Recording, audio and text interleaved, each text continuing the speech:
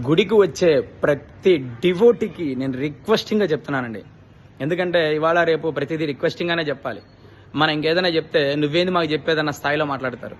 ఎందుకంటే దేవాలయంలో వచ్చే వాళ్ళు ప్రతి ఒక్కరు కూడా ప్రశాంతంగా రండమ్మా, వచ్చామా, అర్చనో అభిషేకమో చేయించుకున్నామా, భగవంతుడి యొక్క ప్రసాదం స్వీకరించామా, వెళ్ళామా, ఇంతే.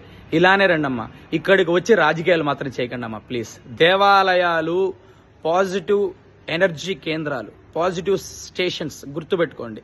ఇక్కడ కూడా వచ్చి మీరు రాజకీయాలు చేయడము, పంతులు గారితో ఇంకేదైనా వాగ్వాదం పెట్టుకోవడము, ఇక్కడ ఉన్న వాళ్ళతో వాగ్వాదం గొడవలు పెట్టుకోవడం, ఇటువంటివి మధ్యకాలంలో చాలా అంటే చాలా ఎక్కువైపోయినాయి. ఎక్కడ లేని రాజకీయాలన్నీ గుళ్ళల్లోనే జరుగుతాయి. నేను చాలా గుళ్ళల్లో అబ్జర్వ్ చేశాను. ఆడవాళ్ళు వచ్చి అది ఇది అని చెప్పి పంతులు గారి మీద ఏకవచనంతో మాట్లాడుతుంటారు, కమిటీ వాళ్ళతో గొడవలు పడుతుంటారు. అది కరెక్ట్గా అయిన పద్ధతి కాదమ్మా. ఎందుకంటే భక్తులు ఎందుకు వస్తారండి గుడికి?